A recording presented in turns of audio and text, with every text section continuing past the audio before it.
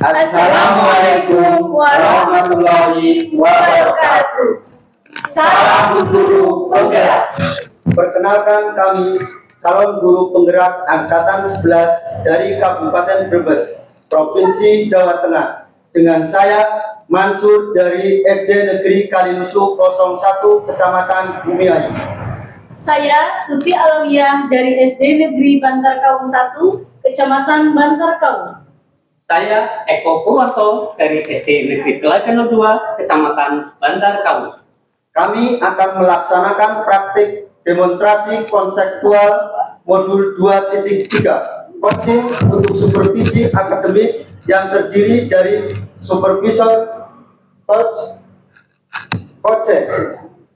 Selamat menyaksikan. Assalamualaikum warahmatullahi wabarakatuh, Bu Tuti. Waalaikumsalam warahmatullahi wabarakatuh, Pak. Alhamdulillah. Bagaimana kabarnya hari ini, Bu Tuti? Alhamdulillah baik, Pak. Baik, Bu Tuti. Sebelum kita memulai proses coaching, di sini saya berperan sebagai supervisor yang akan melihat proses coaching dari Bu Tuti dengan coach nanti. Namun sebelum Bu Tuti memulai percakapannya, agar Bu Tuti tahu, ini ada beberapa hal yang ingin saya sampaikan terkait rubrik penilaian dalam observasi saya. Nah, nanti untuk rubrik penilaian yang akan menjadi acuan saya adalah, saya berharap dalam proses percakapan nanti Bu Tuti sudah memiliki prinsip dari seorang coach, yaitu kemitraan, kemudian proses kreatif, dan memaksimalkan potensi. Dan tentunya banyak juga sudah memiliki kompetensi dari coaching, yaitu kehadiran penuh, mendengarkan aktif, mengajukan pertanyaan berbobot dengan teknik rasa. Nah, nanti saya berharap dalam proses percakapan Bu Tuti bisa menerapkan dengan alur tirta, yakni tujuan, identifikasi, rencana aksi, dan tanggung jawab. Itu rubrik penilaian yang akan saya jadikan acuan dalam mengamati Bu Tuti. Bagaimana, bisa dipahami Bu Tuti? Oke, siap, Pak. Baik, Bu Tuti. Kalau begitu selanjutnya sebelum dimulai proses coachingnya, ini ada beberapa pertanyaan yang ingin saya tanyakan. Boleh ya, Bu? Tentu boleh, Pak. Silakan. Baik, untuk pertanyaan pertama ya, Bu. Kira-kira kompetensi coaching mana yang akan Bu Tuti kembangkan dalam proses percakapan nanti? Kompetensi yang akan saya kembangkan ada dua, Pak. Yakni yang pertama adalah mendengarkan aktif dan juga mengajukan pertanyaan berbobot dengan menggunakan teknik rasa. Baik, jadi akan mengembangkan kompetensi mendengarkan aktif dan juga mengajukan pertanyaan berbobot dengan menggunakan teknik rasa ya, Bu? Iya. Nah, dari dua kompetensi ini, bagian kompetensi mana yang akan secara spesifik ingin dikembangkan dalam percakapan nanti, Bu? Ya, nanti untuk spesifikasinya adalah kompetensi mendengarkan aktif, supaya saya bisa menggali potensi, kemudian coach saya dapat menemukan solusi dalam permasalahan yang dihadapi. Iya, mendengarkan aktif ya, ini memang menjadi salah satu kunci agar bisa menggali banyak hal dari seorang coach. Nah, untuk pertanyaan terakhir nih, Bu, perihal indikator ketercapaian, kira-kira tolak ukur yang bagaimana nih terkait indikator ketercapaian yang Ibu Tuti tuju dalam percakapan nanti? Indikator keberhasilan yang ingin saya capai, yang pertama nanti dalam percakapan saya bisa menerapkan alur tirta secara runtun.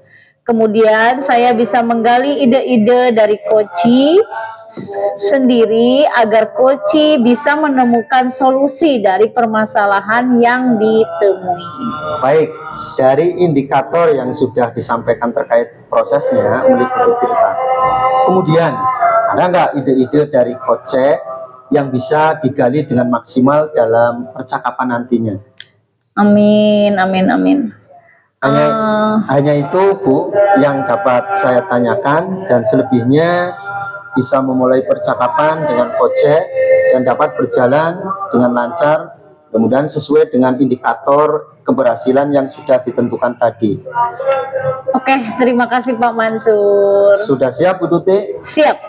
Baik, silakan dimulai proses coaching Bu Tuti.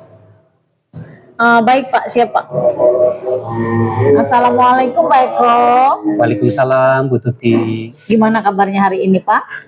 Ya, alhamdulillah sehat Bu. Walaupun terus terang saja nih Bu, saya lagi ada permasalahan Ibu yang mengganggu pikiran saya. Oh begitu ya. Kira-kira apa nih permasalahannya? Sepertinya Pak Eko terlihat murung dan ingin menyampaikan unek-uneknya Pak. Iya nih Bu, jadi begini Bu. Akhir-akhir ini nih Bu, saya kepikiran dengan hasil pembelajaran murid-murid saya Bu. Jadi dari hasil pencapaian belajar yang sudah saya lakukan Bu, ini anak-anak dari hasil belajar itu sangat rendah Bu. Bahkan dari hasil asesmen yang saya laksanakan itu mayoritas pencapaian nilainya di bawah KKM seperti itu. Oh iya, jadi Pak Eko itu merasa bahwa anak didiknya itu sedang ada di bawah ya Pak? Di bawah penilaiannya itu di bawah KKM gitu ya? Betul Bu. Oke, ya.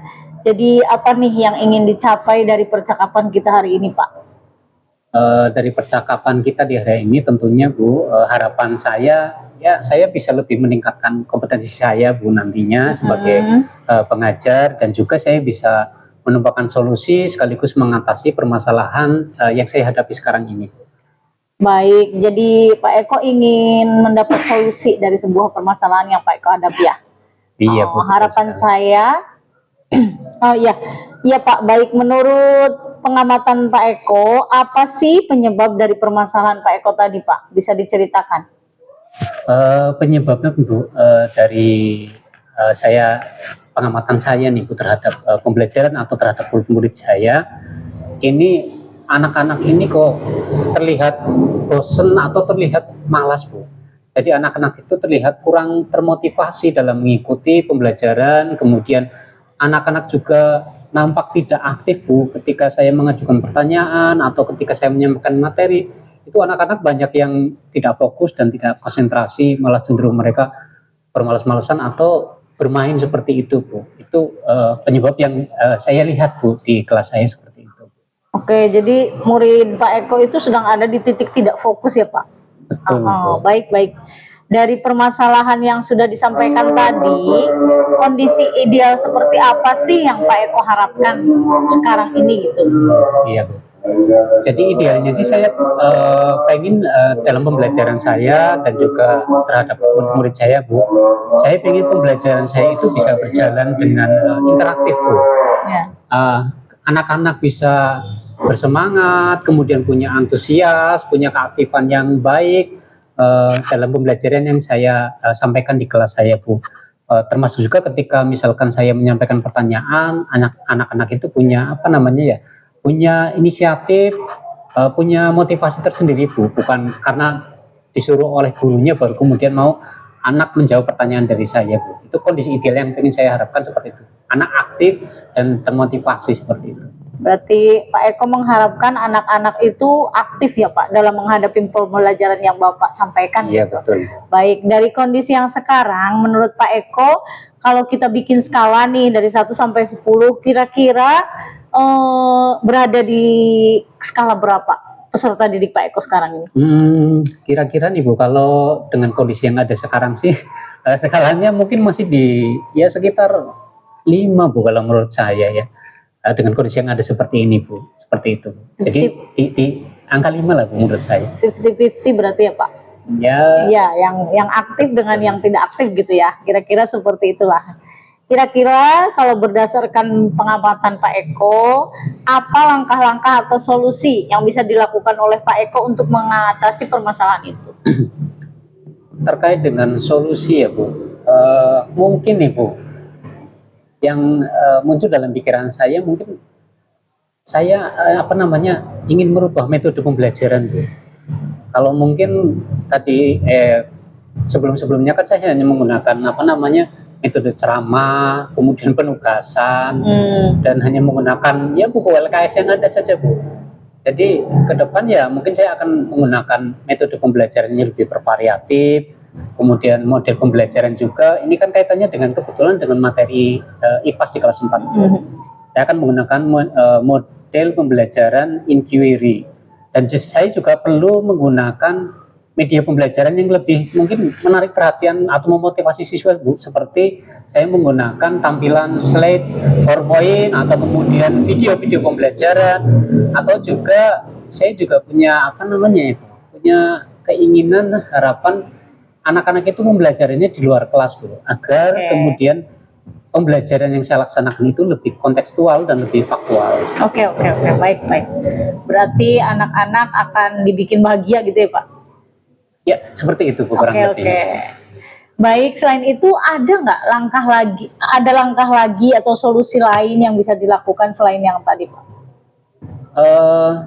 Solusi lain, sebetulnya saya juga punya gambaran, Ibu, dalam pembelajaran khususnya materi IPAS, karena kebetulan juga sebagian besar wali murid itu kan profesinya sebagai petani, Bu. Iya. Mungkin nanti akan kita melakukan sebuah kolaborasi dengan wali murid, menjadi sumber belajar bagi mereka dalam konteks pembelajaran IPAS. Nanti anak kaitannya dengan materi yang ada, yang kaitannya dengan tumbuh-tumbuhan misalkan, Bu, atau dengan apa namanya lingkungan, itu anak saya ajak untuk langsung ke lapangan, bertemu dengan wali murid yang kebetulan sebagai petani. Nanti anak bisa berinteraksi langsung, tanya jawab terkait dengan materi pembelajaran yang ada. Mungkin itu, Bu, dari saya. Oke, dari langkah-langkah dan solusi yang tadi sudah Pak Eko sampaikan, kira-kira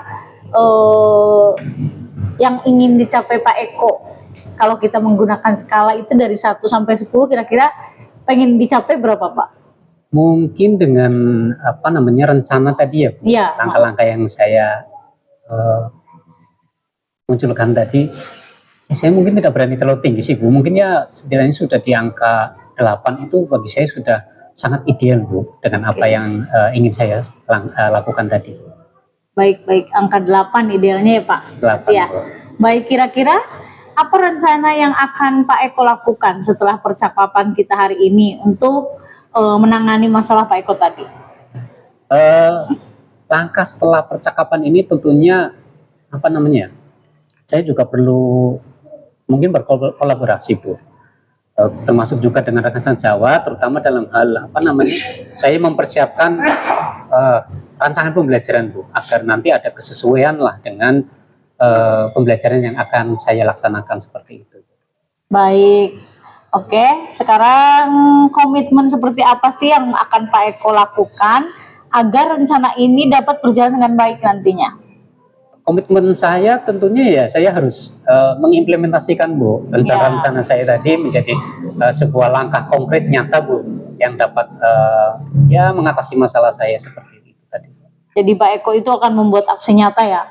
Jadi rencana tadi dilaksanakan segera gitu? Iya, Bu, jadi ya rencana tadi komitmen saya ya harus terrealisasi seperti itu. Baik, sangat baik sekali ya, Pak. Iya. Oke, baik Pak Eko, di sini sudah banyak langkah-langkah atau solusi yang akan Bapak lakukan. Semoga rencana Pak Eko dapat terlaksana dengan baik dan lancar. Jadi bagaimana nih perasaannya sekarang setelah bercakap-cakap dengan saya? Ya, alhamdulillah, Bu Tuti, yang tadinya saya itu kayak istilahnya apa ya? Menemui kebuntuan dari permasalahan pembelajaran yang ada di kelas saya, tapi alhamdulillah setelah tadi diskusi dengan Bu Tuti sehingga pikiran saya menjadi ya lebih terbuka, Bu. Sehingga akhirnya saya juga bisa tadi menemukan solusi ya langkah-langkah setidaknya untuk mengatasi permasalahan saya seperti itu, Bu. Baik, secara pribadi saya juga senang, Pak, bisa berkolaborasi dengan Pak Eko, bisa ngobrol, bisa sharing. Terima kasih atas waktunya, Pak. Iya, semoga Pak Eko dapat melaksanakan segera. Saya tertarik untuk mendengarkannya lagi setelah Pak Eko melakukan aksi nyata tadi. Amin. Terima kasih Pak Eko atas waktunya. Semoga Pak Eko sukses selalu ya, Pak. Amin, Bu. Sama-sama, Bu. Cukup ya, Pak. Terima kasih waktunya. Assalamualaikum. Waalaikumsalam warahmatullahi wabarakatuh. Baik, Bu Tuti, tadi saya sudah mengamati proses dari percakapan Bu Tuti dengan Coach terkait proses coachingnya. Ini ada beberapa catatan, namun sebelum saya sampaikan, saya ingin menanyakan beberapa hal. Boleh nggak, Bu? Boleh Pak, boleh, silakan. Nah, Bu, untuk pertanyaan pertama nih, apa yang sudah Ibu Tuti lakukan saat tadi melakukan coaching dan apa yang sudah menjadi indikator ketercapaian di proses coaching Bu Tuti tadi? Iya Pak, yang sudah dilakukan di coaching saya tadi, saya sudah menerapkan prinsip coaching yaitu berupa kemitraan, proses kreatif, dan memaksimalkan potensi coaching. Kemudian untuk kompetensi inti yang sudah saya terapkan tadi adalah mendengarkan aktif dan mengajukan pertanyaan berbobot. Iya, jadi yang sudah Ibu Tuti sampaikan tadi sesuai dengan catatan saya. Memang sudah memberikan sebuah prinsip yakni kemitraan. Ya. Itu terbukti ya Bu, ketika melakukan percakapan Bu Tuti tadi merasa setara ya, tidak ada perbedaan strata. Kemudian Bu Tuti juga sudah melakukan prinsip proses kreatif di mana Bu Tuti berusaha menggali kreativitas dari kocek untuk mengeluarkan berbagai solusi-solusi terkait masalah-masalah yang dihadapi. Kemudian Bu Tuti juga mengajukan beberapa pertanyaan berbobot agar dapat memaksimalkan potensi dari seorang kocek. Dan juga Bu Tuti sudah memberikan kompetensi inti sesuai dengan yang disampaikan di pra supervisi tadi.